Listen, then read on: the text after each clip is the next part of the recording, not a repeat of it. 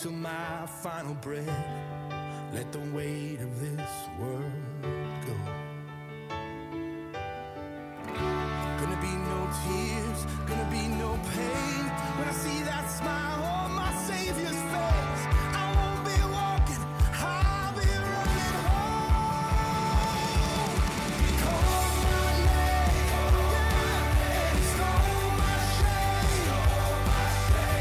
Everything changed when I came running home.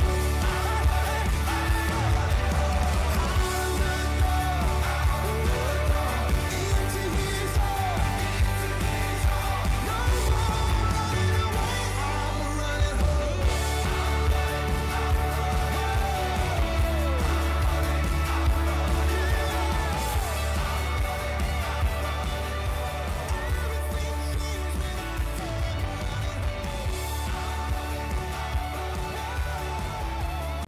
Ika nga sa isang awitin, babalik at babalik ka rin. Kaya mula dito sa Jesus Reigns Forever International Ministry, Dubai. Welcome back, our beloved pastor from Jesus Reigns Forever International Ministry, Canada, Pastor John Lavalle. Stay blessed and enjoy the service.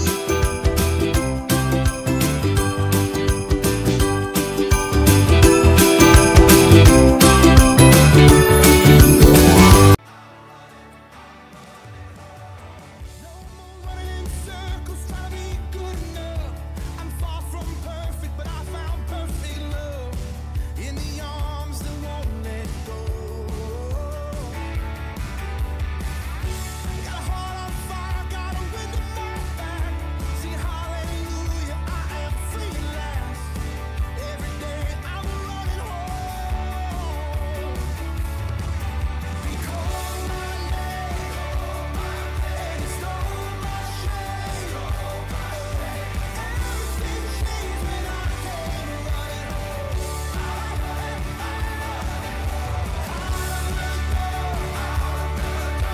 Into His arms, no more running away. I'm running home.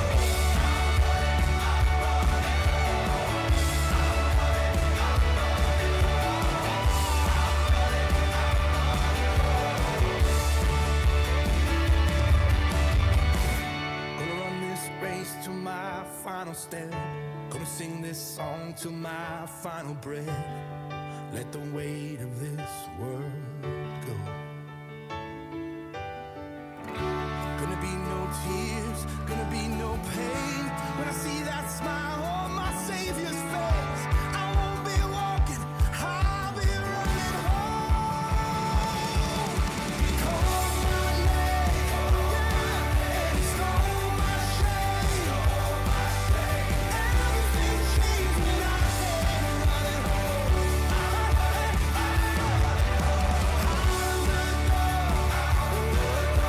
Into His arms, no more running away. I'm running home.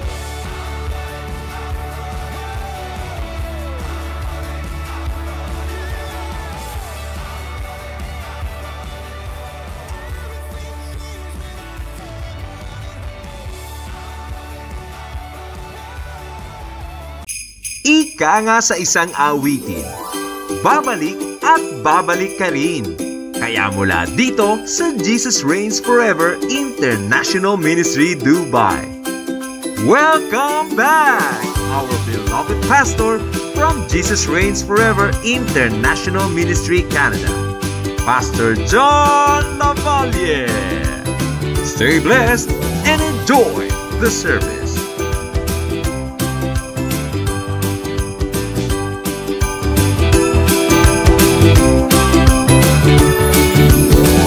Please stand up from verse 7 up to verse 9 bilang paggalang sa kanyang salita. Basahin po natin sabay-sabay verse 7 hanggang verse 9. Go!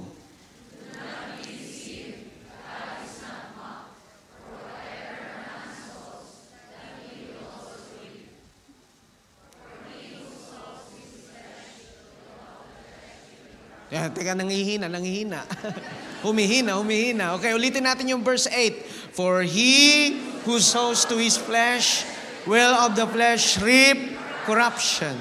But he who sows to the Spirit will the Spirit reap everlasting life. Last, and let us not grow weary while doing good, for in due season we shall reap if we do not lose heart. Kaya sabihin mo sa iyong katabi, you will reap a harvest of blessing if you will not lose heart. Amen? Pumikit po tayong lahat. Lord, salamat sa oras na ito na kami ay dinala po ninyo safe and sound. At hindi lang yun, Lord, thank you so much for your protection. That we are able, Lord God, to be in this place worshiping you freely. Malayang-malaya namin na-express ang aming pag-ibig at pagsamba sa inyo. At ngayon naman, O Diyos, alam namin, itinalaga mo na po ang mga angels mo in these four corners of this building. So that, Lord, no wiles, no attacks, no schemes of the evil one will prosper. Lukuban kami ng iyong banal na dugo at hayaan mo ang iyong salita, Panginoon, ay maipahayag ng makapangyarihan sa aming mga buhay. Use me only as your vessel as we bring back to you the glory. In Jesus' mighty name. Amen. Mga kaupo na po tayo. What I'm going to share is napakasimple lamang. Ito po ay sa sobrang simple, malamang na-preach na ito sa inyo. O kaya naman ho, ay nabanggit na po ito ng ilang beses sa inyong mga cell group. Ngunit, it has the power and potential if, kung tayo po unawain talaga natin ito, ay may mangyayaring pagbabagong matindi sa iyong buhay. Amen? The title of the message for this afternoon is The Power of Habits. The Power of Habits. Have you ever thought what your life will look like 3 years from now or 5 years from now? Ano kaya yung magiging itsura mo after 5 years? Okay? Meron pong isang app, tingnan natin kung ano yung magiging itsura ko after 5 years. Okay, tingnan natin yung picture. No? Yan. Ipakita mga kapatid, ano kaya ang... Yan ako ngayon eh, yan ako ngayon. Okay, tingnan natin after 5 years, kung ano magiging itsura ko. Sige, 5 years, ayun. Tumubo ang buhok, amen? Praise God. No? Yan, no? Minsan naiisip ko, ito kaya yung magiging itsura ko, yung another picture, ito kaya yung, yan, no? Tapos, baka naman after 5 years, Pastor John, yan ang maging picture mo, tinan mo nga. Pakita mo kapatid, oy, bumata. Pero, isa pa. No? Ayan, paano kaya after 5 years tumanda na ng gusto? Amen. Kasi nakikita ko na may puting-puti, mga puting buhok, tumutubo sa gilid-gilid. No? So 5 years, pwedeng bumata, pwedeng tumanda. Yan naman si Pastora naman po, si Pastora Rhea, yung misis ko. Tingnan natin kung ano yung itsura niya. Yan siya ngayon. No? After 5 years kaya, anong magiging itsura ni Pastora Rhea? Ay, lalong bumata. No? Alam niyo ba yung app na yan? Subukan nyo, no? Nakaka-deceive yan. Isa pa, no? Baka naman ito yung maging itsura ni Mrs. Pagtanda, no? After 5 years. Okay? Pakita mo. Yun. Maganda pa rin siya. Amen?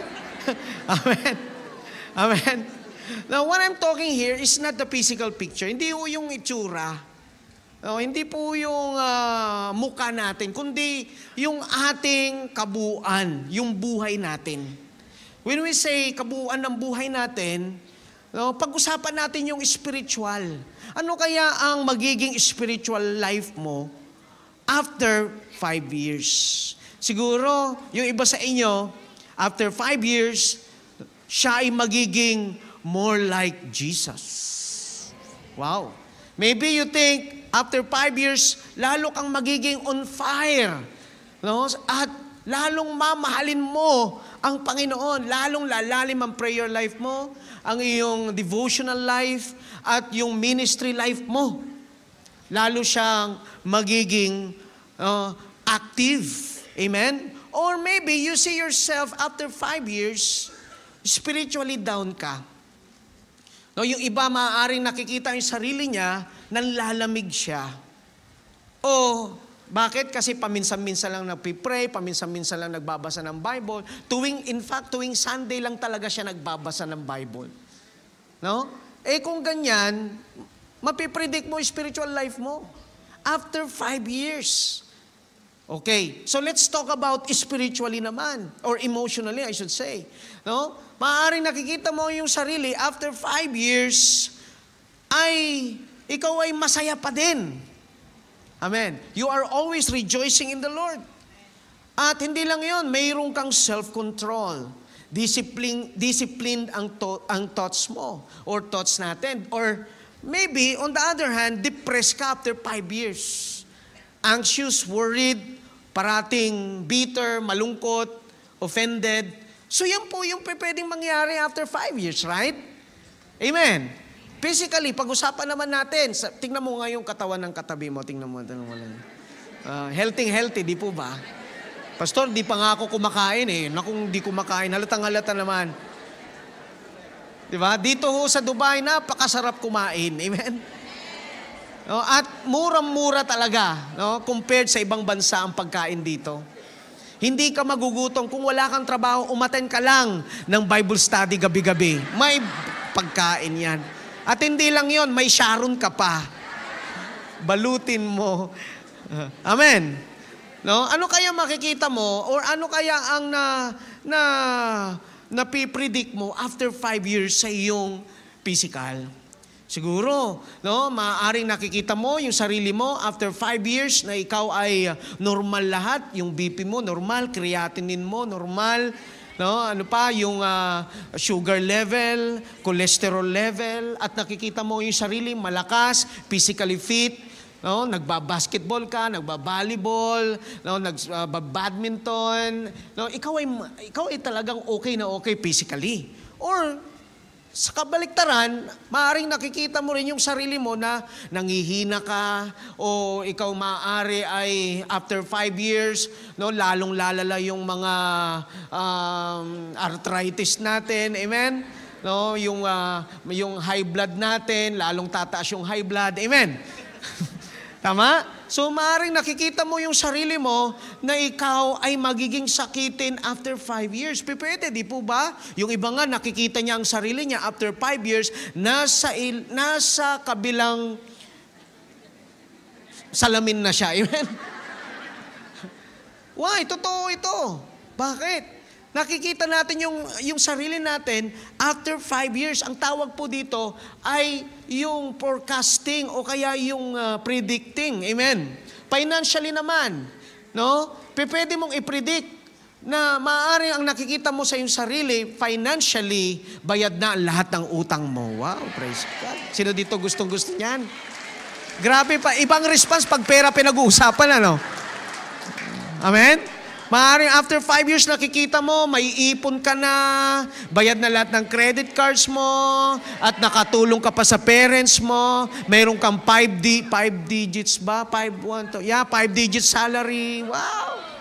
Amen? 10,000, 15,000, 20,000. Sana all. Amen? Diba? Tapos, ikaw ay talagang financially, may 5 kondo ka na, ang dami mong properties. Amen? Tama po ba? Pwede mo makita yung sarili mo after 5 years. Or sa kabaliktaran, no, pwedeng ikaw ay baon na baon sa UTS. Tapos wala ka pang work. Negative ka na, gastos ka pa ng gastos. Amen? Tama po ba? Amen? Kasi pwede mo makita after 5 years relationally. No, nakikita mo maaari yung sarili mo, love na love mo si Mrs. Lalo kayong stick closer together. Talagang after 5 years, okay na okay ang relasyon ninyo. Or sa kabaliktaran, after 5 years, maaaring nakikita mo yung sarili mo, nanlalamig na kayong mag-asawa sa isa't isa. Bakit ko sinasabi to? Pastor, negative ka. What I'm telling to you, brothers and sisters, ito po'y mga pwedeng mangyari. Na kapag hindi natin inayos ang isang salitang napakahalaga, walang kinalaman sa panalangin mo ito. Yes, I believe you are intercessor. You're prayerful. I believe you read the Bible from cover to cover. Yes, I believe you are so hopeful in the future. Yes, I believe that okay na okay ka pagdating sa iyong pananampalataya. Amen. Amen. Pero yung habits mo may problema. Sabi mo sa iyong katabi, habits mo, brother, habits mo, sister, ayusin mo. Amen.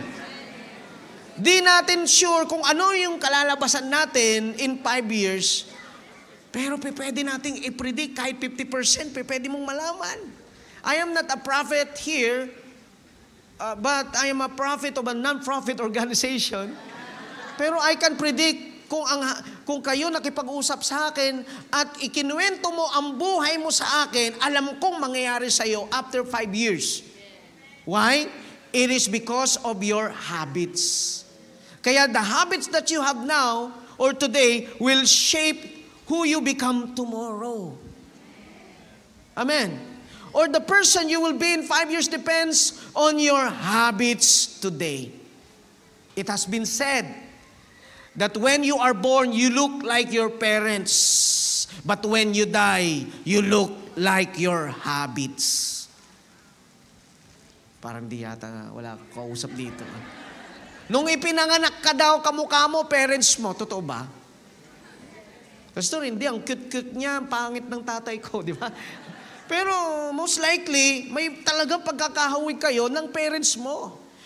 Pero habang tumatanda ka, unti-unting nagiging katulad mo na, ay hindi mo yung kahit sino man, kundi yung habits mo. Yan ang magiging kamukha mo. Amen? Because your intention, it's not your intentions that determine your direction, your habits. Hindi yung gusto mo hindi yung intention mo, kundi yung habits mo. Pwedeng intention mo, pero hindi mo ginagawa. Sino dito may intention? Parang yung single, may intention ako, pastor. Ano yung intention mo? Lalaking single. Gusto kong manligaw. Pero nanligaw ka na ba? Hindi pa nga, pastor. Baka busted din ako May intention ka, pero hindi mo pa ginagawa. Diba? Pastor, gusto ko nang mag-exercise. Intention ko na yan. Tapos nung iniharap sa iyo ang buffet, bukas na lang, pastor. Iba kasi yung intensyon, iba yung gagawin mo na ngayon. Amen. Sabi mo sa iyong katabi, gawin mo na ngayon.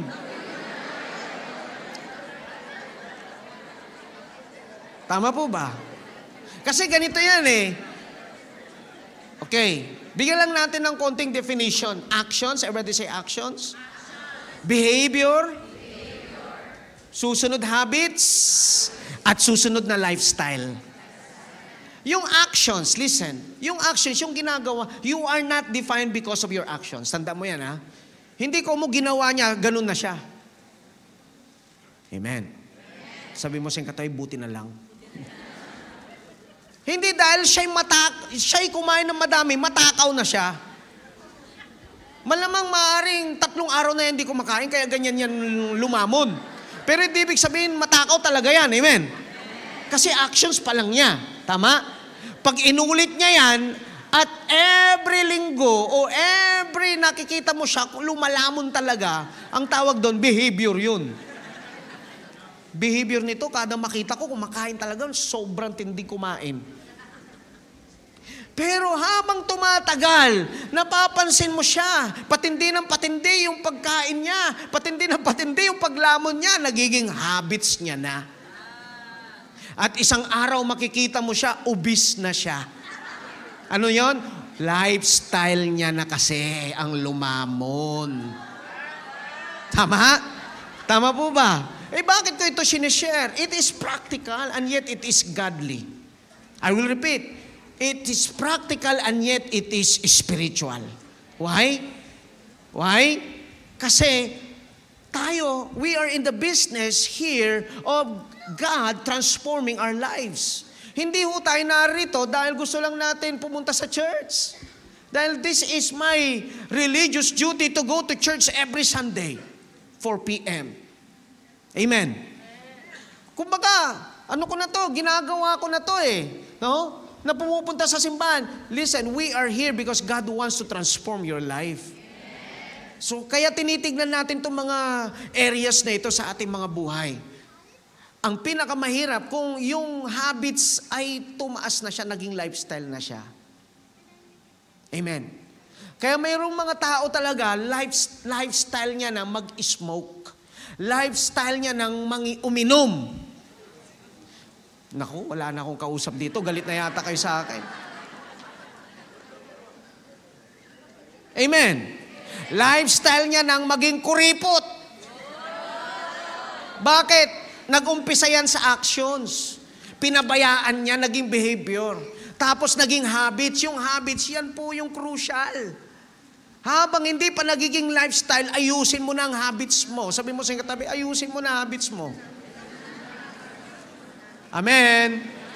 Ano ba ibig sabihin ng habits? Okay? It is derived from the Latin word habitus. Nang ibig sabihin ay state or condition.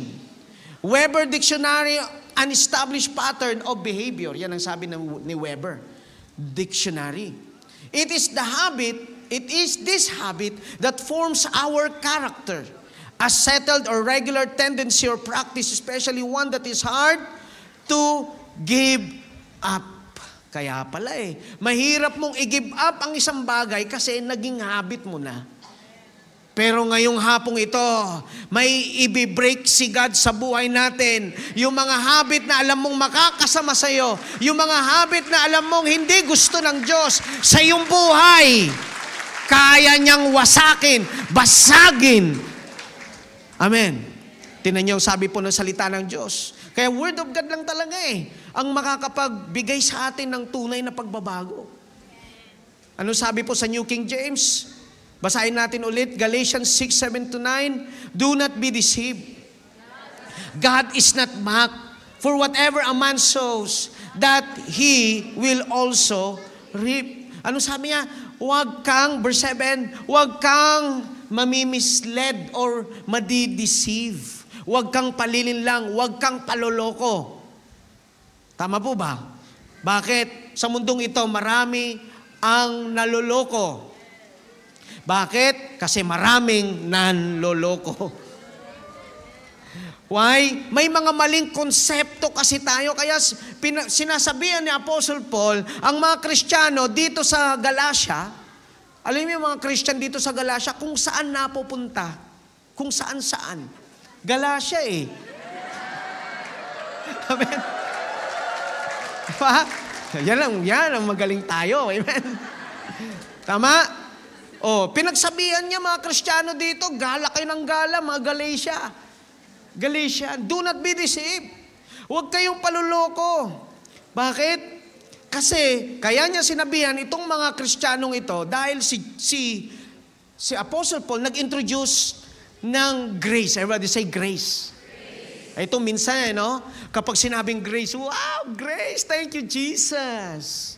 Dahil may grace, pinatawad ako sa aking mga kasalanan. Kaya ako, okay ulit magkasala. Maling konsepto. Grace is not to give you license to sin, but grace empowers you to live a godly life. Para ikay makapamuhay na maayos, ng tama, ng banal sa harapan ng Panginoon. Hindi mo kailangan ang iyong sariling lakas, ang iyong sariling determinasyon. Ang kailangan mo, yung empowerment ng Diyos. Yung biyaya ng Panginoon. That's God's grace. Yan tunay na definition ng grace. Amen? Amen? Grace is the strength that comes from the Lord in order to do His will in your life. Kung mayroon kalooban at layunin ng Diyos sa iyong buhay, gusto niya, yung biyaya niya, yan ang magpapalakas sa iyo. Kaya yung sinasabi mo, Pastor, di ko kayang gawin ng isang bagay. Lalo na sa ministry. Pastor, di ko kayang maging cell leader. You need the grace of God. Amen. Hindi ko kayang mag-song lead. You need the grace of God. Biruin mo yung song leader natin. Yung lalaki. Si Brother Roland. Dati, nahihiya yan, nagigitara, nasa isang tabi lang, nasa sulok. Nasa ilalim nga dito yan Pag nagigitara. Ngayon, nagsusong lead sa iyong harapan. Amen? Tama? Na-bless ba kayo? Parang wala yata. Ay, nakaka-bless. Bakit? Kasi nagpapagamit sa Diyos. Amen? Amen? It is the grace of God. Kaya dito walang magmamalaki. Kung bakit ka nakakatayo, kung bakit ka nakakatugtog, kung bakit ka nakaka-preach, kung bakit mo nagagawa ang ministry mo, it is because the power of God is evident in your life. Kaya mo sasabihin, galing ko talaga, no? Anointed kasi ako, kaya nagagawa ko to Naku, lumalaki ng ulo mo, brother. Baka hindi na magkasya ang helmet of salvation. Baka pag pumasok ka sa gate na yan, hindi mo na makarga ang iyong ulo, may spiritual hydrocephalus ka na. Ibig sabihin, yung mahabang. Sabi mo sa iyong katabi, huwag kang yayabang, kapatid. Kung sumasahod ka na ngayon ng milyones, huwag kang sayabang. Kung ikaw ngayon, maganda ng posisyon mo, huwag lalaki ang ulo. Humble lang, pare, mare. Amen. Sabi mo sa iyong katabi, humble lang po tayo. Kaya nga, pastor, kapag ako naglalakad, talagang nakayuko ako Bakit? Baka makapulot ng pera. Humble talaga. Amen? Ano sabi ng Bible ulit? Ibalik mo nga yung verse 7. Okay? Do not be deceived. God is not mocked. Alam niyo yung salitang yan, sa The Message Bible, you cannot ignore God and get away with it. Yan ang ibig sabihin sa message. Hindi mo daw pwedeng i-ignore ang Diyos. At ikaw lang ay basta na lang makakalaya sa iyong ginawa o sa iyong pamumuhay, sa klase ng iyong pamumuhay. Kasi yung grace is sinasabi na okay lang pinatawad ka ng Diyos, yan ang mga deception ng kaaway. Amen. Amen. Yes, ako naniniwala, lahat tayo rito ay kailangan pa talaga. Marami pang babaguhin ng Diyos. Sino dito taas ang kamay? Marami pang babaguhin sa kanyang Panginoon. Including me. Kahit ako, marami pang babaguhin ng Diyos sa buhay ko. I am not a perfect person. I am not a perfect pastor. Kahit sino pang taong tumayo rito mag-preach ng Word of God, meron at meron flaws siyang taong yan. Amen. Pero dapat, mga kapatid, as a child of God, mamuhay tayo na may fear of the Lord. Yes, nagkamali, nagkasala, pero lumapit sa Diyos, humingi ng tawad, magpalinis, magpahugas. Hindi yung pastor, total, save naman na ako kahit anong gawin ko. Save na rin ako pastor Tandaan mo to, kapatid, seryoso ang kasalanan.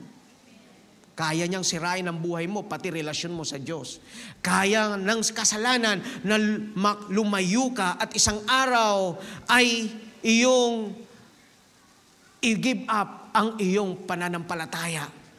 It is because walang fear of God. Yan ang problema ngayon, wala nang fear of the Lord. God is not mocked. Sabi po ng Galatians 6:7, amplified version naman. Tingnan niyo, sabi niya. Maganda kasi, kino-compare natin para makita natin ng kabuuan ang kahulugan nung pinag-aaralan natin. God is not mocked. He will not allow Himself to be ridiculed. Hindi daw nais ng Diyos na ang pangalan niya ay mapahiya. Tingnan mo nga yung katabi mo. Tingnan mo mukha niya. Diyan bang pagmumukhang yan, napapahiya ang Diyos o natutuwa ang Diyos?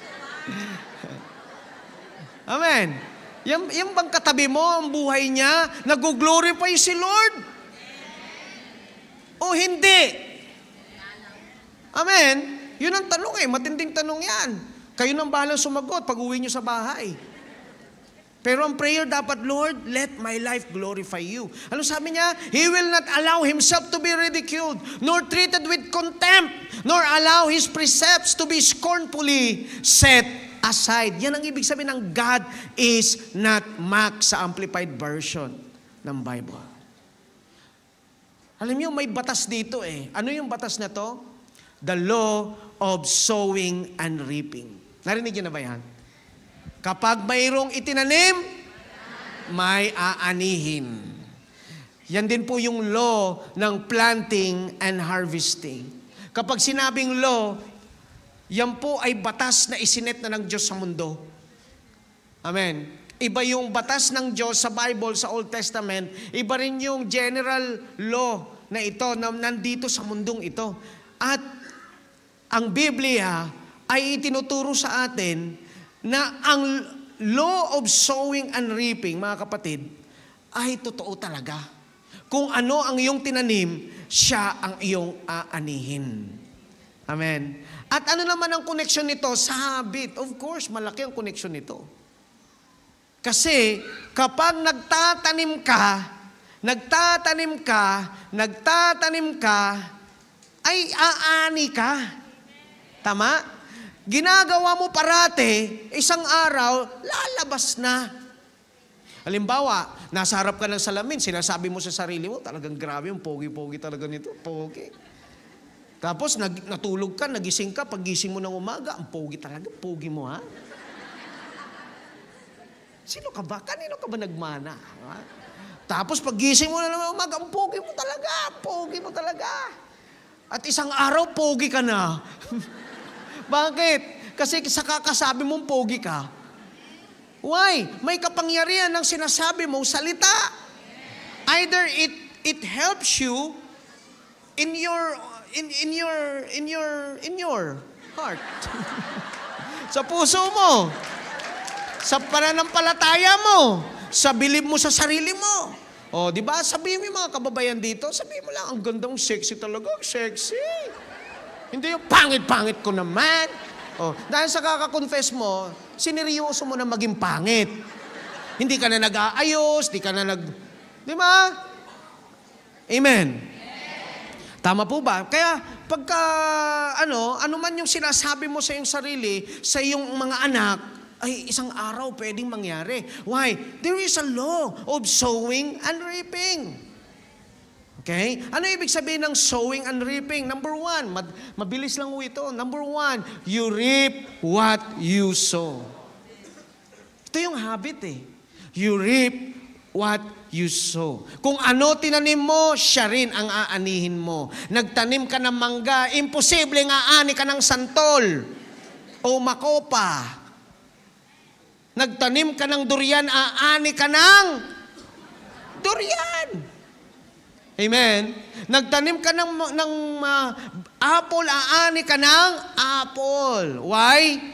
Kasi kung ano tinanim, siya ani. Nagtanim ka ng sama ng loob, aani ka rin ng sama ng loob. Kaya huwag mo sasabihin, Pastor, okay naman ako. Kumusta ka na, brother, sister? Kumusta ka na? Okay naman ako eh. Wala namang problema sa akin, Pastor eh. Pinatawad ka na siya. Grabe ka, pinatawad mo na siya. Umiiyak ka pa rin pag siya'y naalala mo at nababanggit yung nangyari. Amen? Why? Naitanim. Nandyan sa puso mo. Siguro kailangan mo mag-encounter ulit. Para mabunot siya ulit. Amen? O magpa-pray kay Pastor Walter. Para bunutin ni Pastor Walter. In the name of Jesus, binubunot ko ang ugat. Kasi minsan nandun sa ugat yan eh. Amen? Bitter. Tignan mo yung katabi mo kung mukhang bitter yan. Bitter ba yan? Kada may magpupost ng magaganda, bitter ka. May magandang bahay na pinost. Kaya naman ganyan yan kasi...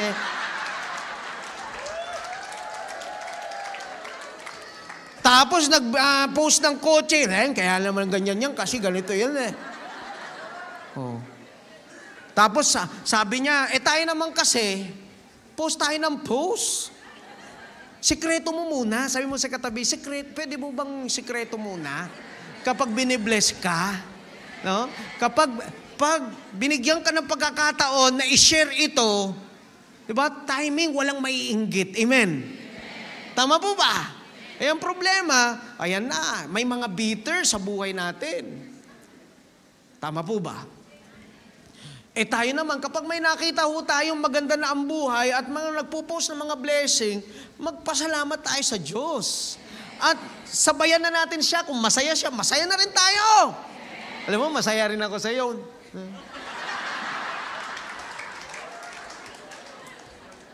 Eh bakit? Kasi bakit natitrigger? Why? Nandyan sa loob yan, nakatanim. Amen. Okay, tingnan natin yung verse 8. Kanina verse 7 binasa natin, ano? Yan sa TLB. Alam niyo ba yung TLB? Talaba version.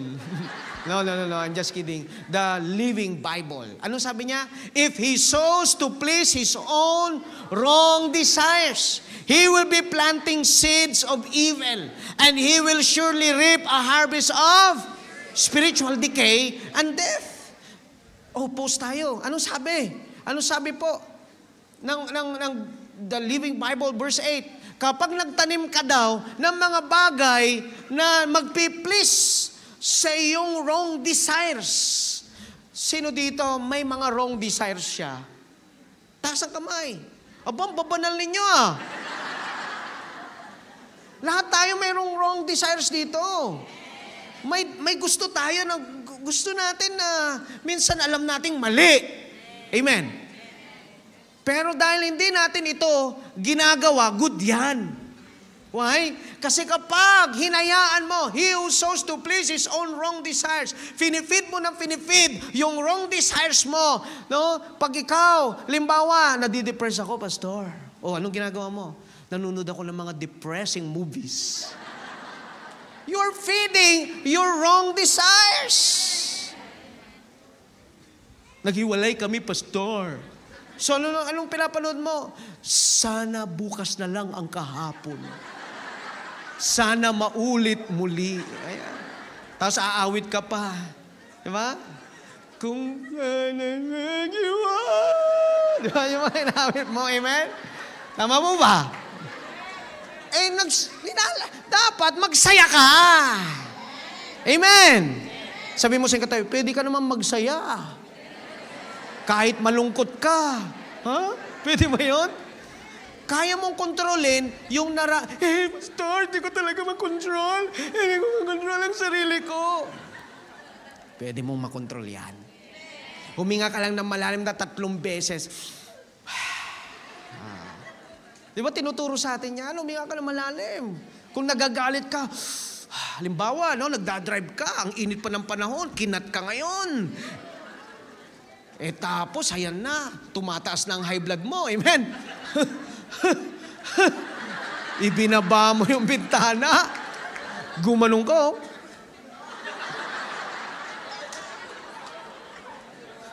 Para kang matador, ano? Nakita yung matador? Diba? Yung red, tapos yung bull. Amen? Eh, alam nyo doon sa Canada, kapag binusinaan ka, at kapag inilawan ka, kahit nasa fast lane ka, hindi, bawal yun. Kung gusto mo mauna ka. Bahala ka sa buhay mo. Makiat yung anak ko eh, kaya bumabala lang ako. Amen? Di ba? Bakit? Kasi, ang culture nila, napakabait nila sa kalsada. Amen?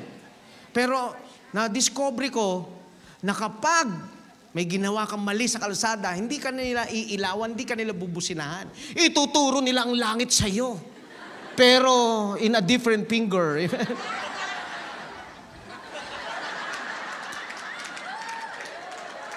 Minsan nagmamaneho ako, galing ako ng simbahan, buti na lang.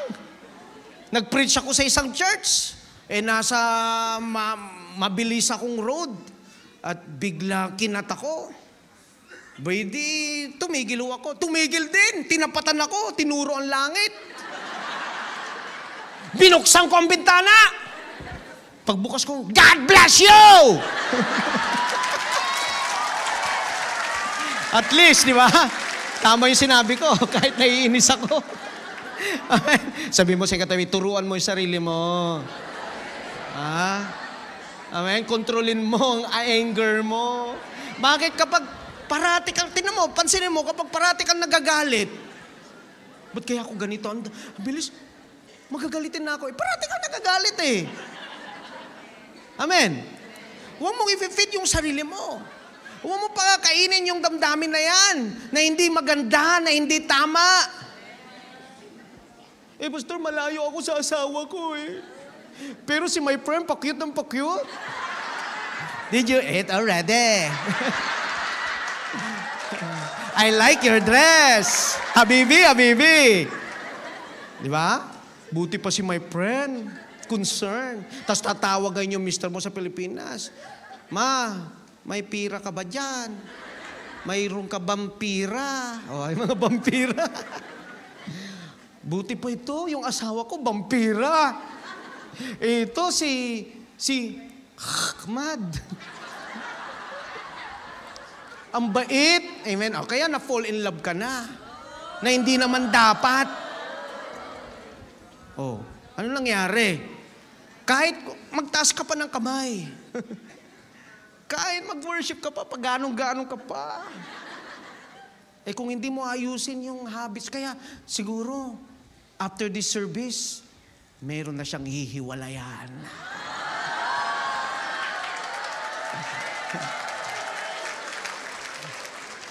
Meron na dito, i-close na ang mobile pag tumatawag si Prakash. Bakit? Friend ko lang naman siya, pastor. Friend lang naman. Come on. Kaya kayo, kapag may mister kayo, ang pinakagwapong lalaki sa balat ng tinapa, yung mister nyo. At ang pinakamagandang dilag o pinakamagandang hayop sa balat ng lupa ay ang misis mo. Amen? Tama po ba? Why? Turuan mo yung puso mo. There is a time for everything, a season in everything under the earth. May panahon darating din yan, makakasama mo rin ang loved ones mo. Amen? Kung di ka talaga makapagpigil, umuwi ka! Basta di ko talaga mapigilan sarili ko pastor. Mas maigi na lang, umuwi ka na lang. O dalhin mo misis mo rito. O mister mo rito. Ba't ba yung pinag-uusapan natin ngayon, ha? Mukhang... sabi mo sing katoy, parang ikaw yata ang topic ngayon nga. Kasi if you sow to please your wrong desire, he will be planting seeds of evil. Balikan mo ngayon, TLB. And he will surely reap a harvest of spiritual decay and death. He will surely, totoo yan, na mag-harvest ka talaga ng spiritual decay and death. But if he plants the good things of the Spirit, pray ka ng pray, attend ka ng attend, punta ka ng Sunday, 4 p.m., tapos nag-a-attend ka pa ng prayer intercessor, don't watch pa, wow, practice pa, lahat na ng gawain pinuntahan mo, amen? Pero talagang grabe, napuspos ka, ewan ko lang kung hindi magbago buhay mo. Bakit? Ang banal na Espiritu sa'yo ay matindi ang kilos niya. Why? Kasi parati mong tinatamnan ng spiritual things ang sarili mo. And the Bible said, you will reap the everlasting life that the Holy Spirit gives him. Amen? Amen? So very obvious mga kapatid, if you plant godly habits, you will reap godly outcomes. Sabi mo sa katabi, if you plant godly habits, you will reap godly outcomes. And the opposite is true as well. If you're living ungodly habits, you're living ungodly habits. Ano yung habits ng mga ungodly? Manunod ka ng mga movies na alam mo naman, PG yun, PG. Patay gutom, PG. Parental guidance. O kaya, mayroong sexual na topic o mayroong kung ano-anong mga hindi maganda.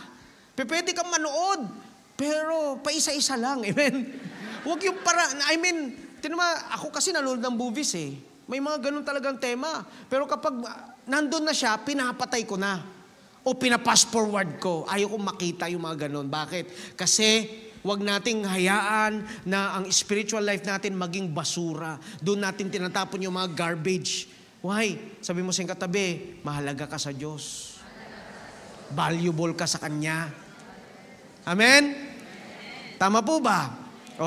Ito sabi niya sa Hosea 10 verse 12 to 13. Sow for yourselves righteousness, reap in mercy, break up your fallow ground, for it is time to seek the Lord. Ano sabi niya? Magtanim ka daw ng righteousness, and you will reap mercy. Break up your fallow ground. Kasi minsan, ito mahirap yung magtanim. Sino dito nahihirapan siyang magtanim? Ako, hirap na hirap ako magtanim. Lalo na tuwing mag-springtime na.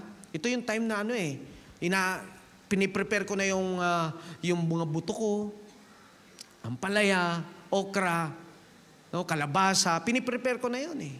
Ang pinakamahirap buhayin ay yung okra. Ang hirap ko talagang buhayin. Ilang taon ko nang tinatanim pero hindi nagtutuloy. Amen. Ang pinakamasarap ay yung umani, di ba? Yung nakikita mo na nagbubunga yung tinanim mo, yan ang masarap. Pero mahirap yung nagtatanim. Are you still with me? Kaya nga sabi niya, break up your fallow ground. Tamnan mo ang puso mo. Ngunit dahil matigas ang puso, kailangang wasakin ng Diyos ang puso. Amen. For it is time to seek the Lord till He comes and rains righteousness on you. You have plowed. Ano sabi niya? Wickedness. Dahil nagtanim ka ng kasamaan, you will reap iniquity. You have eaten the fruit of lies because you trusted in your own way. Ayan. Kaya ka daw nag-reap ng iniquity kasi nagtatanim ka ng lies. No? Because you trusted in your own way in the multitude of your mighty men.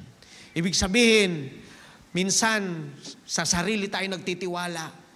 Minsan, okay lang yung mga bagay, mga simpleng kasalanan, akala natin okay lang. Pero sa totoo lang, nagbi-build up ito sa buhay natin at isang araw. Hindi ka naman ganyan eh. Tanungin mo ngayon katabi mo, alam mo kung bakit ka ganyan? Tanungin mo. Alam mo kung bakit ka ganyan? Nag-build up lang eh. Hindi yan overnight. No, hindi yan overnight na bless. Yung katabi mo, bless yan, alam ko, bless. Pero hindi yan overnight na bless. Amen? Unti-unti yan. Tama? Tama po ba? Bakit? Nagtanim ng kabutihan. Nagtanim ng ST, sipag at tiyaga. Kaya mo naabot na rating ang isang bagay na meron ka ngayon na pinagpala na ng Diyos. It is because okay ka when it comes to your work. Your work ethics is good. No? Maganda ang iyong ipinakitang habits. Tama po ba? Amen. Punta tayo sa physical ngayon. Kaya tayo ganito ngayon. Kaya mataas ang BP mo. Bakit? Kain ka ng babsi. Kaya mataas ang sugar mo. Kain ka ng kain. Kung lumamong ka, isang balding kanin. Anong ulam mo? Kanin. Are you still with me? Grabe dito, no? Pag kumain ka sa mga bait almandi, yung kanin sandamakmak. Amen. Tapos yung karne nagtatago sa ilalim. Unahan ka pang mag-swimming no? Para makita mo yung muton. Nandun pala sa ilalim. Yung kanin napakadami. Nakakatempt. Bakit? Kasi tayo, mga rice people tayo. Amen? Mga pinalaki tayo sa kanin, di ba? Noong araw, nagdidildil lang tayo ng asin. May kanin at asin. Solved na. No? Kaya naman, ang taas ng sugar natin. Are you still with me? Sabi mo, mag-iwas-iwas ka na ng mga bagay na alam mong makakasama sa kalusugan mo. Kaya sabi ko sa inyo, practical din ito. Bakit? Yung creatinine mo, soft drinks ka ng soft drinks eh. Pagkagising mo sa umaga, soft drinks. Pagkatapos mong mag-lunch, soft drinks. Bago ka matulog, tingin pa yung soft drinks. Kung magtubig tayo, wala, nababilang na sa daliri ang pag-inom natin ng tubig sa isang linggo. Tapos isang araw, ang kidney mo, ano nangyari? 30% na lang ang buhay niya. Amen. Ayusin mo. Baguhin mo ang habits mo. Tama po ba? Amen. Alam niyo, ang isang tao, kapag inayos niya ang kanyang physical, ayos din ang spiritual niya. Ang sarap kayo mag-pray kapag okay ka. Kaya nga, simula ngayon, mag-umpisa ka ng mag-walking. Yan na nga ba? Ayaw ko yung pastor. O hindi magano ka, habang nag-walking, sabayan mo ng prayer walk. Lord, salamat po Panginoon. Ako ay healthy. Thank you God. Lord, pinupuri kita Panginoon. Lahat ng tatapakan ko, akin na ito. Ganyan. Yan yung mga panalangin. Amen. Lord, pupunta po ako dito. Magtatayo po ako ng cell group dito sa building na to. In the name of Jesus. Pero naglalakad ka, pinagpapawisan ka. Tama po ba? Di ba? So 30 minutes every day. Kapag naglalakad ka, nag-exercise ka, I believe okay ang health mo. Same goes with your spiritual. Every day dapat nagpe-pray ka. Pastor, di ko alam mag-pray. Di mo naman kailangang magaling kang manalangin para mag-pray ka eh. Alam niyo, ang prayer is simply talking to God. Di kung hindi mo alam, halimbawa, sabi nung isa, pinag-opening prayer eh. Opening prayer ka. Di ko lang mag-pray. Parang ano lang yan, sulat. O hindi nagpunta siya sa harapan. Dear Jesus, kung ako tatanungin mo, I'm okay here. Tapos sa dulo, lovingly yours. Ang bilis manalangin ka, makipag-usap ka sa Diyos, katulad ng pakikipag-usap mo sa tao. At kung talagang hindi mo alam manalangin, sabayan mo ng pagbabasa ng Bible. Punta ka sa Psalms, i-declare mo, ariin mo parang sa iyo yung sinasabi ni David sa Diyos. Everyday mag-pray ka, everyday magbasa ka ng Bible. Amen? Kung yan ang habit mo, I'm sure, spiritually on fire ka parati. Hindi yung, kumusta ka na, brother? Ito, nalalamig ako. Ha? Ba't ka nalalamig? Kumusta na prayer life mo? Paminsan-minsan. Kaya pala eh. Kasi, bakit di ka nagpe-pray? Ang dami kong doubts. Yun. Amen. So, kailangan may ayusin. Sabi mo si katabi, dapat may ayusin ka, kapatid. Amen. Now, if you don't like what you're reaping, change what you're sowing. Kung ayaw mo yung nangyayari sa buhay mo, palitan mo. Foolishness, you know what's the definition of foolishness? Is doing the same thing all over again and expecting a different result. Nag-expect ka ng may mabago sa buhay mo kung pare-pareho lang naman ang iyong ginagawa. Kaya siguro may babaguhin ka sa habits mo. Amen. Number 2, you reap. Ano yung una? You reap what you sow. Pangalawa, you reap more than you sow.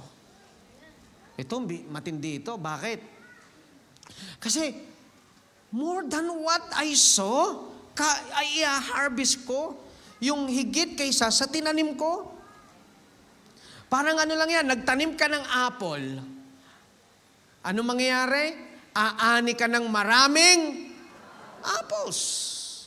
5 to 10 seeds ang isang apple. 5 to 10 seeds sa isang apple. You can always count how many seeds in an apple, but you couldn't count how many apples from one seed.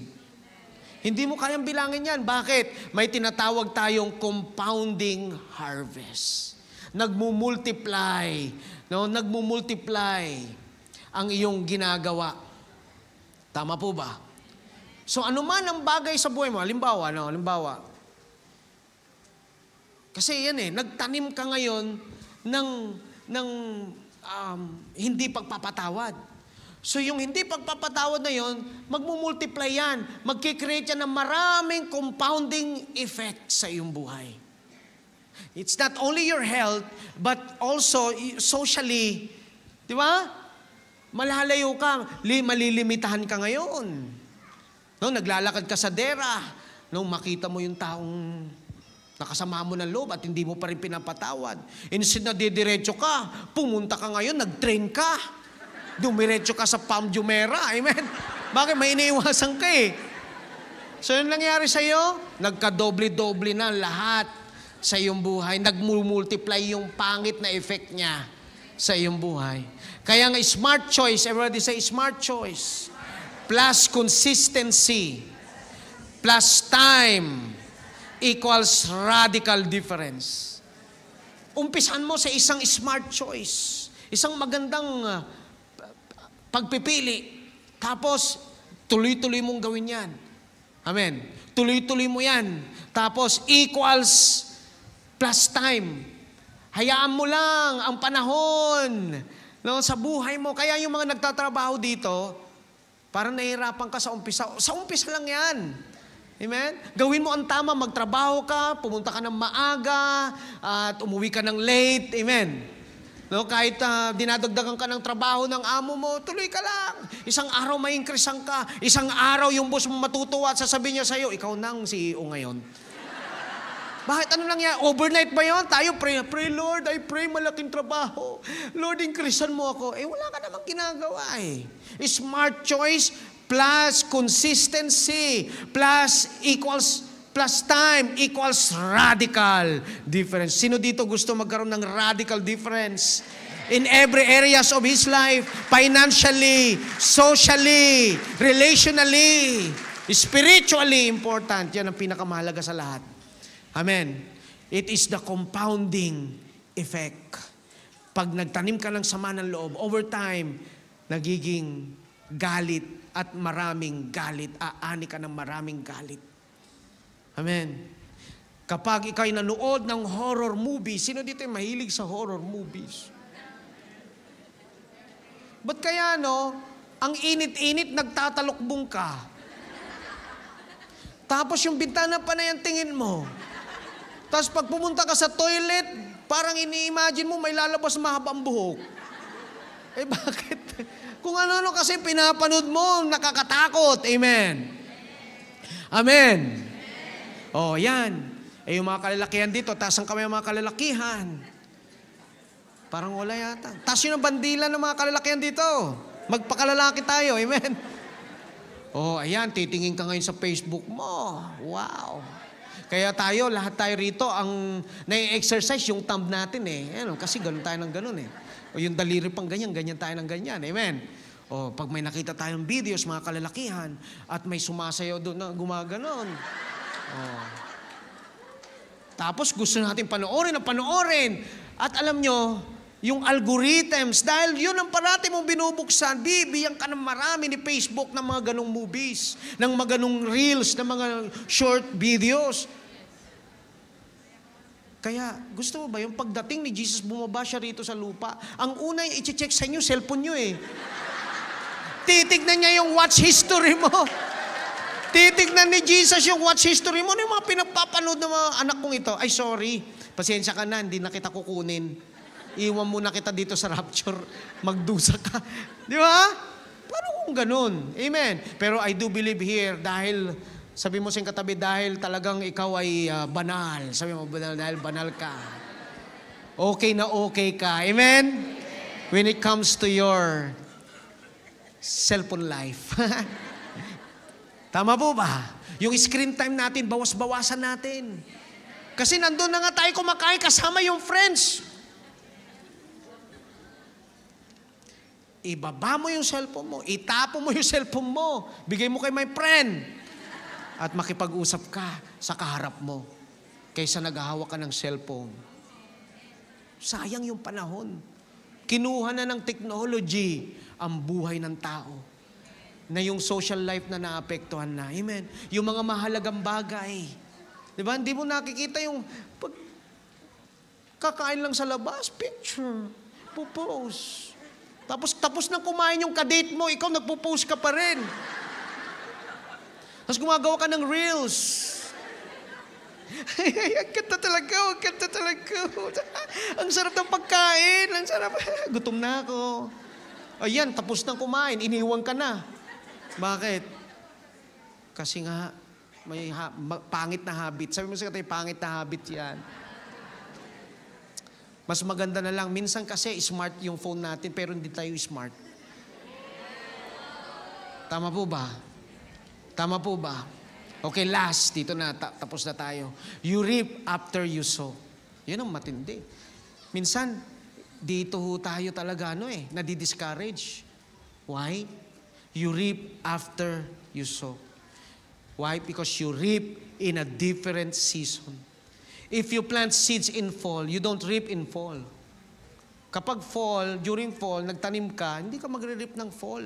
Magre-reap ka pa sa susunod na spring. Amen. And this is the very reason sometimes we get so discouraged. It's because we don't see the progress fast enough. And minsan matagal ang harvest. You don't reap after you sow. Amen. I mean, you reap after you sow. Hindi immediate, pero may panahon.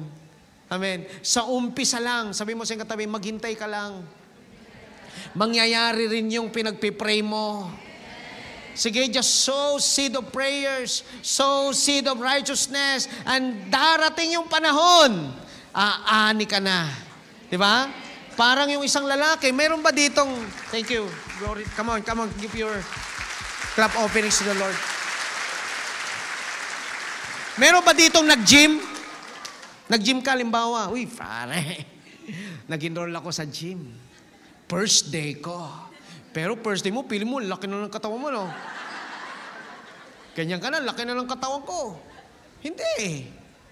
Amen?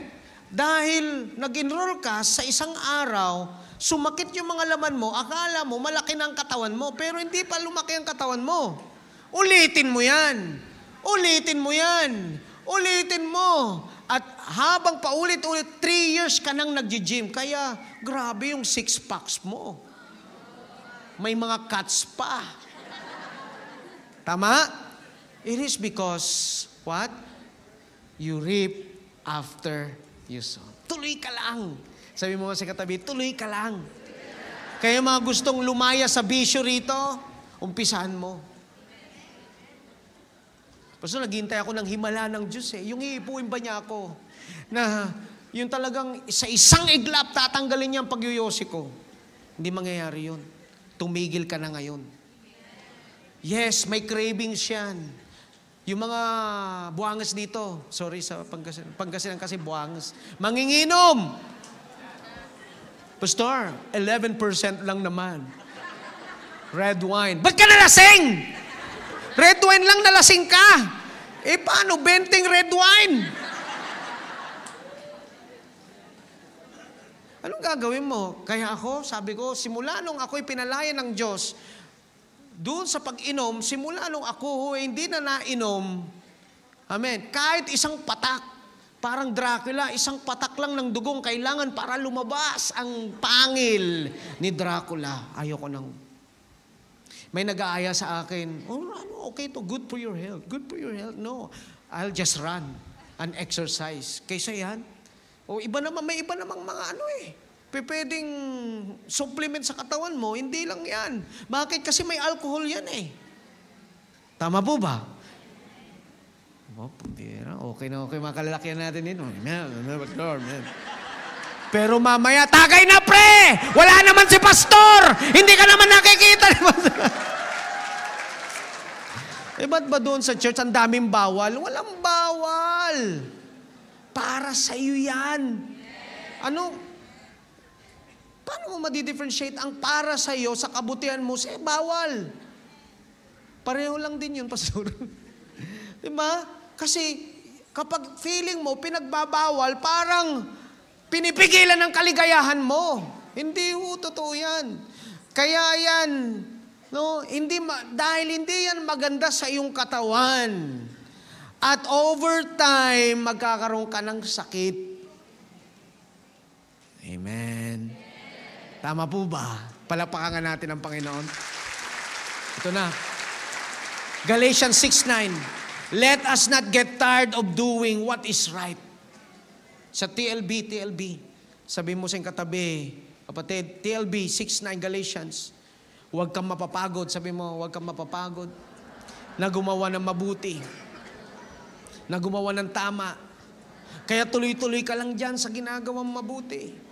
Yung nag-i-invite ka ng mga tao para sa Lord, wow, tuloy mo lang yan. Isang araw, kapatid, makikita mo, uy, ang dami na pala namin sa church, lahat yan, ikaw nag-invite. Ba, 50 na tao, lahat, ikaw na pala isang network leader. No? Cell leader ka ng 50 katao at ikaw ang nagdadala sa kanila palapit sa Diyos. Ma-amaze ka na lang. Bakit? Kasi nag-umpisa lang yan sa pag-invite-invite. Nag-umpisa lang yan sa pagyaya.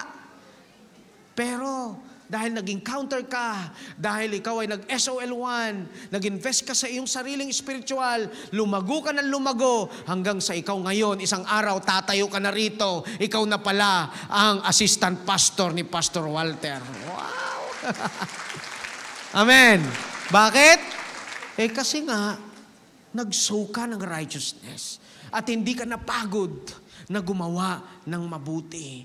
Because after a while, you will reap a harvest of blessing if you don't get discouraged and give up. Kaya gusto kong sabihin sa inyo ngayong kapatid, do not give up. Sabi mo sa katabi, do not give up. May pagsubok ka ngayon, do not give up. Do not give up. Meron kang kinakaharap na financial problem ngayon, do not give up. At ito ang i-give up mo, yung hurts, i-give up mo na yan. Yung hatred, i-give up mo yan. Yung bitterness, i-give up na natin yan. Unforgiveness. Alam nyo, our life is short here on earth para parati kang galit. May kilala ka bang parating galit? Amen? Dapat happy lungs. Tama po ba? Masaya lang. Amen? Kasi 10 years, kumusta ka na? Ito, naalala ko pa rin. Ilang taon na yun? 50 years ago. Nung iniwan ako, hanggang ngayon, hindi mo pa rin yan may give up. Hanggang ngayon, hindi mo pa rin ma-release ang forgiveness. Nakakasira sa iyong spiritual life. Amen. At sa iyong relasyon sa kapwa mo. Tama po ba? Parang ganito lang yan eh. Sabi mo si Katoy, tuloy-tuloy ka lang. Tuloy-tuloy ka lang. Oh. Naglagay ka ng isang anong tawag doon? Isang takure. Di ba? Yung takure, nilagyan mo ng apoy. Sinwitch mo. Tapos, nakikita mo yung, tinanggal mo yung takip. Pinapanood mo ngayon yung tubig. Tapos nakikita mong bumubula. Bumubula-bula-bula. Bumubula-bula. So, unti-unti, bumubula, lumalaki yung bula. Lumalaki yung bula. Maya-maya, kumukulo. Anong gagawin mo? Patayin mo na, mainit na. Amen? Tama? Tama? Bakit? Paano yun kumulo? Kumulo ba kaagad yun? Bumula muna, di ba? At bago yung bumula, inilagay mo muna sa apoy, di ba? At hinintay mo yun. Amen? Ako, hindi ako nagkakape nang hindi ako napapaso. Gusto ko yung napapaso ako pag nagkakape ako eh. Pag malamig, ayoko na yun, tatapon ko na. Amen? Si Pastor Walter, lalagyan niya ng ice coffee. Pero ako, gusto ko mainit. Tama po ba? Gusto ko yung maapoy. Amen? Na kape. Amen? Alam nyo, huwag kang titigil. Pag-attend ka lang, attend ka ng attend, pray ka ng pray, basa ka ng basa ng Bible. Para hindi mo na-feel yung progress ng spiritual life mo. Pero habang ginagawa mo yun, tuloy-tuloy ka lang, tuloy-tuloy, mamaya on fire ka na. Mamaya, isa ka ng man of God, great man and woman of God. At kapag nag-preach ka, lahat nag-iiyakan. Ano nangyari? Nag-preach ka, nag-iiyakan. Bakit? Kasi on fire ka. Amen? At paano ka naging on fire? Hindi overnight. Hindi dahil nag-fasting ka. Amen? Nang isang gabi lang at kinabukasan, pastor ka na. Walang ganon. Amen? Nag-umpisa yan sa pagdalo. Nag-umpisa yan sa pagbabasa ng Bible. Pagbabasa ng Bible. Pagdating sa church, tuloy-tuloy mo. Kahit may problema ka, kahit nagigipit ka, tuloy ka pa rin. Hindi ka nagbabago sa Panginoon, naglilingkod ka. Kaya yung mga lingkod ng Diyos dito, ay salute yung mga kapatid. Bakit? Nakita ko, hanggang ngayon, nandiyan ka pa rin. Amen? Ibig sabihin, tuloy-tuloy ang paglilingkod. Tuloy-tuloy. Tingnan nyo, yung drummer natin, siya pa rin yung drummer noon. Hanggang ngayon, drummer pa rin. Bakit? Tuloy-tuloy na naglilingkod. Tuloy-tuloy na naglilingkod. Tama? Hindi tumitigil. Pastor, minsan nasasaktan. Pero hindi ho dapat makapigil yung minsan ikaw ay nadidepress o nalulungkot ka. Pero tuloy ka lang. Bakit? May mangyayari sa iyong buhay. Kapag hindi ka nagsawa, dito na tayo magtatapos sa isang istorya. Mayroon isang mama, ang pangalan Ahitopel. Kilala niyo ba si Ahitopel? Si Ahitopel po ay isang advisor. Ever read si advisor? Alam niyo itong advisor na to, maganda naman ang puso nito eh. Okay to, matalino. Ang sabi nga ng Bible, sa 2 Samuel, kapag siya ho'y nag-a-advise, tinan niyo sabi niya, kapag siya'y nag-a-advise, parang anghel kung siya'y mag-advise. Parang galing talaga sa Diyos. Ang sabi, Absalom followed Ahithophel's advice just as David had done. For every word Ahithophel spoke seemed as wise as though it had come directly from the mouth of God. Kapag siya'y nagsasalita, nag-a-advise, para talagang galing sa Diyos ang kanyang mga pinagsasabi.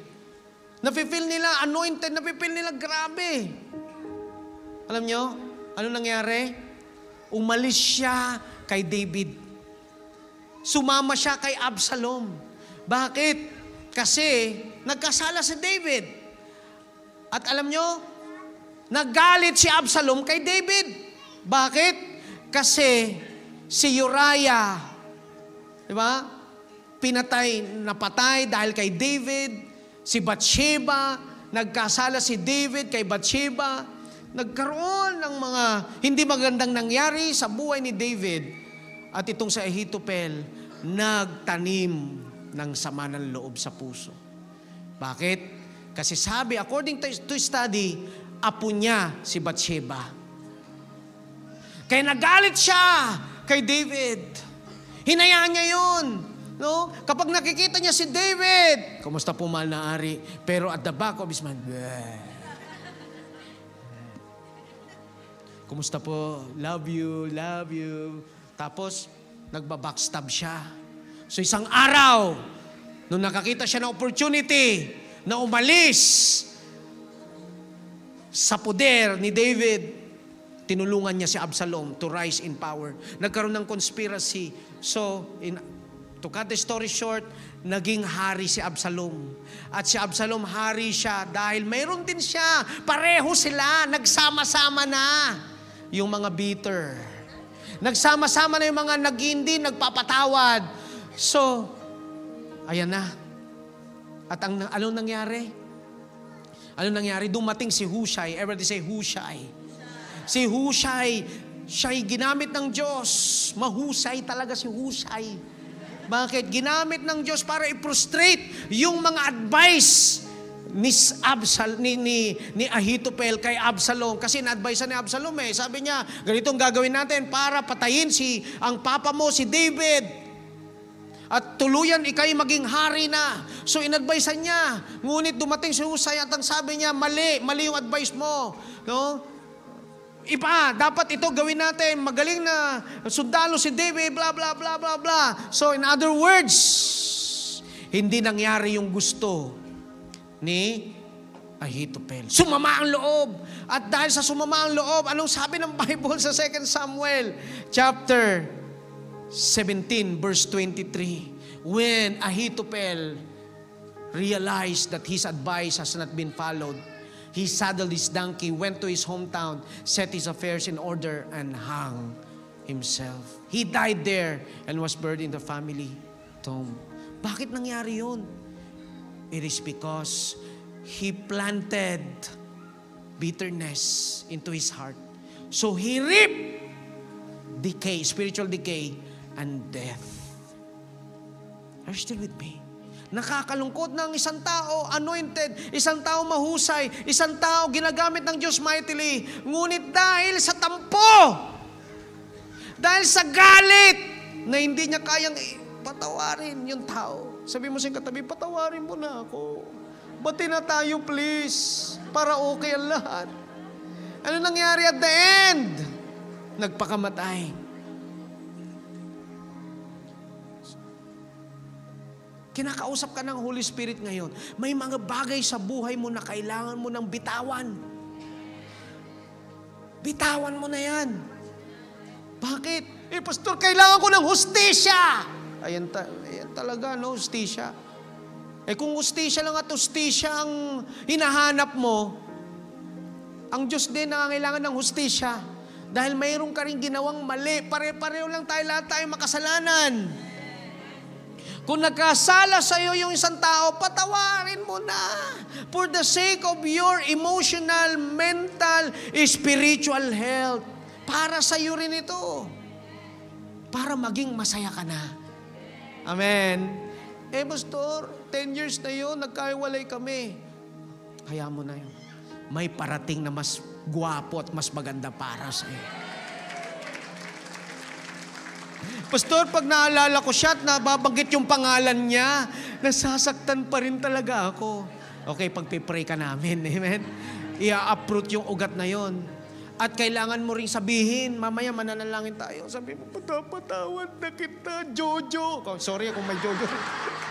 Baka may Jojo rito. Jo, patawad na kita. Kasi para lang lumaya ka. Amen? Amen? Amen? Tingnan mo yung katabi mo kung talagang gusto nang lumaya yan.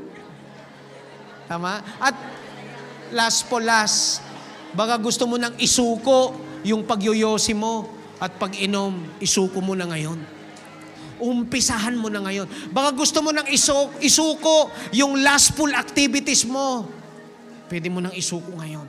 Tutulungan ka, yung biyaya ng Diyos, i-strengthen ka.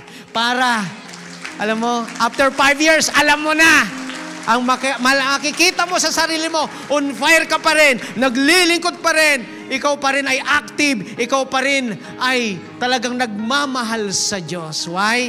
Kasi inumpisan mo sa magandang habits. Amen. Tumayo po tayong lahat, palakpakan natin ang Diyos. Lord, today, as we close our eyes, God,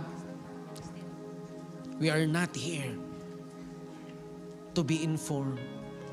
We are here to be transformed by the power of your Holy Spirit. Lord, alam ko po na ang bawat isa dito ay may kanya-kanyang struggle. Kung bakit struggle, Lord, it's because hindi namin nababantayan ang aming sarili. Maaaring ito'y isa lamang actions, ngunit naging behavior. At ngayon naging habits. Kaya mahirap na dahil lifestyle na namin siya. Lord, yung lifestyle na magsinungaling, yung lifestyle namin na mandaya sa kapwa, yung lifestyle namin manloko. Panginoon, humingi kami ng tawad. As you lift up your hands, nakikita ka ng Diyos. Alam niya ang mga struggles mo. Kung mayroong something sa iyong buhay na gusto mo nang lumaya, ayaw mo naman to eh. Kaya lang, parang ang hirap mong i-give up. It is because habit na yan. May gagawin ka. Una, magdesisyon ka. Pangalawa, humingi ka ng biyaya sa Diyos. Pangatlo, gawin mo na. Subukan mo na. Umpisahan mo na ayusin ang iyong buhay. Lord, narito po kami. Alam ko mabuti ka sa aming mga buhay. Merciful. You are a merciful God. Gracious God, forgiving God. And your desire for all of us, Lord God, is to live a life that is full and abundant. Because the devil comes to kill, to destroy, and to steal. But Jesus came to give you life and to have it to the full. And this is the life that God wants you. Yung buhay na isinuko sa Panginoon. At mag-uumpisa ito sa habits na isusuko mo ngayon. I think you need to change your habits if you want to change your life. Lord, here we are, God. Panginoon, naririto po kami. Hipuin mo ang aming mga buhay. I-touch mo kami. Lord, sino man sa amin ang medyo nagkaroon siya ng problema sa kanyang kalusugan. Lord, pwede ba maghimala kayo sa oras na ito? Pagalingin mo kami. Let healing flow right now. I want you to put your right hand on the part of your sick body. Kung may sick body ka, ilagay mo ang kanang kamay mo sa part na yan. Sinabi ng Panginoon, tutunawin niya ang lahat ng sakit. By the stripes of Jesus, you are healed. Receive your healing right now. Masakit ang ulo mo, masakit ang arthritis mo, ang baga mo, ang puso mo, blood vessels mo, anumang part sa iyong katawan, sa kidney stone, receive your healing right now. Miraculous healing will take place in this place today. In the name of Jesus. Pagagalingin ka ng Lord. At please, simula sa oras na ito, ayusin mo na ang lifestyle mo. Ayusin mo na ang eating lifestyle mo, ang exercise mo. Ibalik mo na yung dating ginagawa mo noon na mga activities para ang iyong katawan lumakas. And Lord, to those people who are here today, at marami kang regret sa buhay, kapatid, gusto kong sabihin sa iyo, the good news is, tapos na ang lahat ng yon. Nangyari na ang nangyari. At pinatawad ka na ng Diyos. Ayaw na ng Diyos na binabalik-balikan mo ang kasalanang yan. Ayaw na ng Panginoon na patuloy mong alalahanin yan. Dahil sinabi niya, for those who are in Christ, there is now no condemnation. Tapos na yan, may bagong buhay ka na kay Kristo. Kaya ialay mo ang buhay mo, Lord. Simula ngayon, maglilingkod na ako sa iyo. Simula ngayon, Panginoon, Lord, iaalay ko na ang aking lakas sa iyo lamang.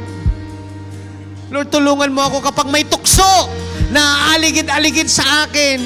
Tulungan mo akong maiwasan ito, mapagtagumpayan ito.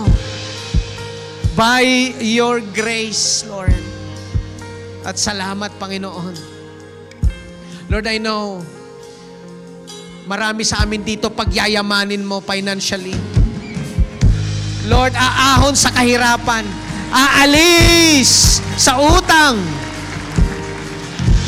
Lord, gagawa ka ng himala sa mga pangangailangan namin.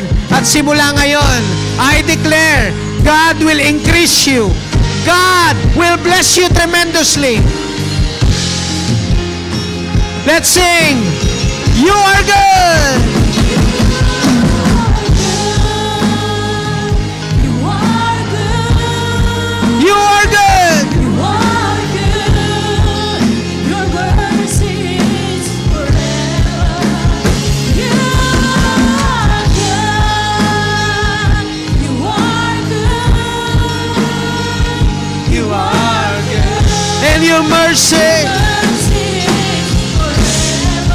your kindness is forever. Your goodness is forever. Your mercy is forever. Forever. Your kindness is forever. Your goodness is forever. Your mercy is forever. Forever. Your kindness is forever. Your goodness is forever. Your mercy is forever. Forever. Your kindness is forever. Your goodness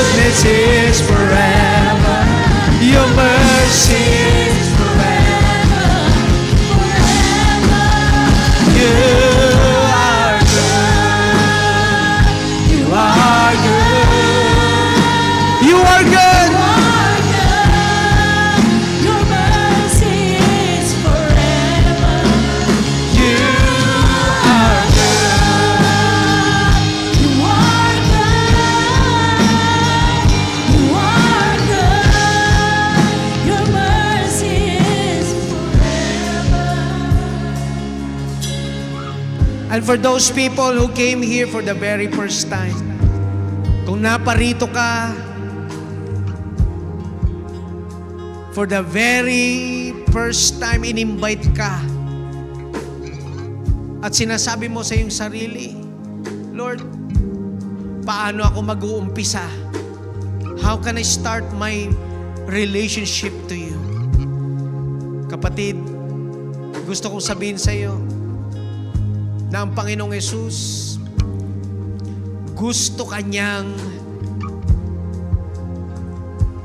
ang Panginoon gusto kanyang maging anak. At kapag tinanggap mo si Jesus sa iyong puso bilang Panginoon na tagapagligtas, kinonfess mo sa iyong bibig na siya ang Lord, simula ngayon, ang kaligtasan ay nasa iyo na, at ikaw na ay isa ng anak ng Diyos. At kapag anak ka ng Diyos, mararanasan mo na ang pagpapala niya. Mararanasan mo na ang kanyang pagsama sa iyong buhay.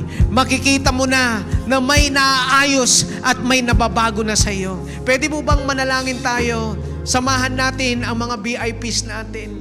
Ipanalangin natin itong prayer na ito. Lord Jesus, today, I surrender my life to you. Be my Lord. Be my Savior. From now on, write my name in the Lamb's Book of Life. So that, Lord, my life will never be the same again. Because I am now your child. I am forgiven and eternally saved by the grace of God. Thank you, Lord.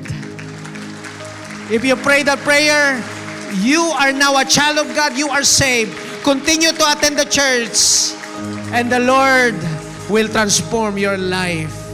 Lord, salamat po, Panginoon, sa iyong ginawa ngayong hapong ito. Lord, alam po namin, we receive your portion. We receive the blessing, oh God.